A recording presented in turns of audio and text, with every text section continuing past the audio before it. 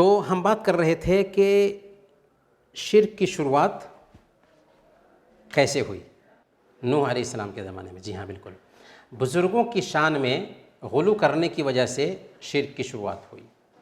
اللہ تعالیٰ سورہ یونس آیت نمبر 19 میں بیان فرماتا ہے وَمَا كَانَ النَّاسُ إِلَّا أُمَّةً وَاحِدَةً فَاخْتَلَفُوا، کہ لوگ سب کے سب ایک ہی امت تھے پھر انہوں نے اختلاف کیا. یعنی شروع میں سارے انسان ایک ہی دین پر تھے، ان سب کا دین ایک ہی تھا. چنانچہ ابن عباس رضی اللہ تعالی عنہما بیان فرماتے ہیں کہ کان بین نوح و آدم عشرۃ قرون کلہم علی شریعۃ من الحق. نوح علیہ السلام اور آدم علیہ السلام دونوں کے بیچ 10 سینچری کا فرق ہے، اور اس وقت تک لوگ ایک ہی دین پر تھے، ایک ہی شریعت پر تھے، ایک ہی ریلیجن کو فالو کرتے تھے. اور وہ ریلیجن کون سا تھا؟ اسلام تھا. آدم علیہ السلام کا دین کون سا تھا؟ اسلام تھا. اور ہمارا دین اسلام ہے. الحمدللہ، جو دین پہلے انسان کا تھا وہی دین ہمارا بھی ہے، اور قیامت کے دن تک یہ دین رہے گا. تو یہ شرک کیسے پھیلا لوگوں میں؟ اللہ تعالیٰ نے سورہ نوح آیت نمبر 22 میں نوح علیہ السلام کے زمانے کے 5 نیک لوگوں کا ذکر کیا ہے.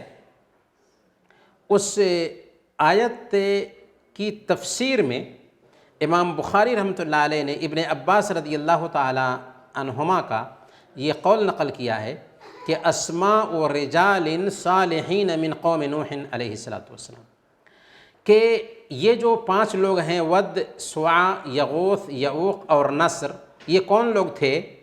نوح علیہ السلام کے زمانے کے نیک لوگ تھے.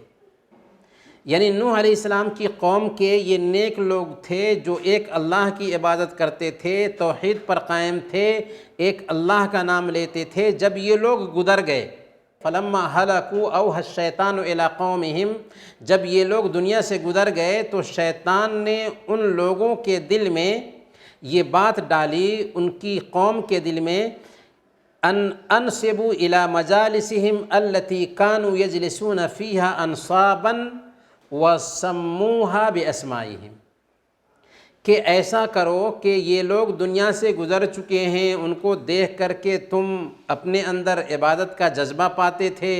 کیا ہی اچھا ہوتا کہ یہ 5 لوگ جو گزر گئے ہیں ان لوگوں کی مورتیاں بنا لو اور اپنی بیٹھکوں میں سجا کر کے رکھو، اور انہی کے نام سے ان مورتیوں کے نام بھی رکھ دو. شیطان نے ایسے لوگوں کے من میں بات ڈالی. ففعلوا، چنانچہ سارے لوگوں نے ایسا ہی کیا کہ ان کی مورتیاں بنا لی اور اپنی بیٹھکوں میں ان کو سجا دیا. فلم تعبد، لیکن وہ لوگ اس کی پوجا نہیں کرتے تھے. جو بنانے والے تھے مورتیاں اس کی پوجا نہیں کرتے تھے. حتی اذا ہلک اولئک ونسخ العلم عبیدت، لیکن جب وہ بنانے والے دنیا سے گزر گئے اور علم میں کمی آئی، نالج میں کمی آئی، تو شیطان نے آ کر کے ان کے جو بعد کے لوگ تھے، ان کی جو سنتان تھی، ان لوگوں کے من میں بات ڈالا کہ دیکھو تمہارے جو پروج تھے پریشانیوں میں، مصیبتوں میں ان مورتیوں کے پاس آتے تھے، ان سے مانگتے تھے، ان کو ملا کرتا تھا، تم بھی پریشانی میں، مصیبت میں ان مورتیوں سے مانگو، تم کو ملا کرے گا. چنانچہ ان لوگوں نے ان مورتیوں کی پوجا شروع کر دی. یہ کون لوگ تھے؟ یہ حضرت نوح علیہ السلام کے زمانے کے لوگ تھے. یہ پہلا وقت تھا جب کہ شرک شروع ہوا. اس سے پہلے شرک کا وجود دھرتی پر نہیں تھا. سب کے سب ایک دین پر تھے، ایک ہی دھرم کو فالو کرنے والے تھے، اور وہ دھرم تھا اسلام.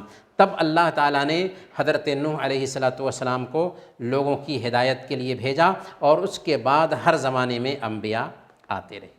شرک کی تو 2 قسمیں ہیں، یہ ہم جان چکے ہیں، بڑا شرک، چھوٹا شرک. لیکن سوال یہ ہے کہ شرک سے ہم کیسے بچیں؟ سب سے پہلے نمبر پر لا الہ الا اللہ کے مفہوم کو اگر ہم صحیح طریقے سے سمجھیں گے تو بڑے شرک سے بھی بچے رہیں گے اور چھوٹے شرک سے بھی بچے رہیں گے.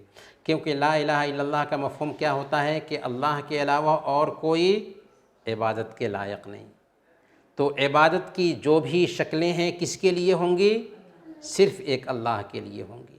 جب ہم یہ جان جائیں گے کہ عبادت میں صرف نماز روزہ حج زکوٰۃ نہیں بلکہ دعا بھی عبادت ہے، قربانی بھی عبادت ہے، نذر و نیاز بھی عبادت ہے، تو ہم دعا بھی اللہ سے کریں گے، قربانی بھی اللہ کے لیے، نذر و نیاز بھی اللہ کے لیے، رکوع بھی اللہ کے لیے، سجدہ بھی اللہ کے لیے، یہ سارا کام کس کے لیے کریں گے؟ اللہ کے لیے کریں گے۔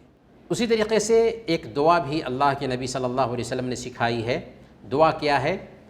اللہم انی اعوذ بک ان اشرک بک وانا اعلم واستغفرک لما لا اعلم۔ اللہم انی اعوذ بک ان اشرک بک وانا اعلم واستغفرک لما لا اعلم، یعنی اے اللہ میں پناہ چاہتا ہوں جان بوجھ کر کے تیرے ساتھ شرک کرنے سے، اور نہ جانتے ہوئے میں شرک کروں اس سے بھی تیری معافی چاہتا ہوں۔ تو یہ دعا کرنی چاہیے، اور یہ دعا ہمیں یاد بھی کرنی چاہیے۔ اللہم انی اعوذ بک ان اشرک بک وانا اعلم واستغفرک لما لا اعلم۔ یاد رکھیں گے انشاءاللہ۔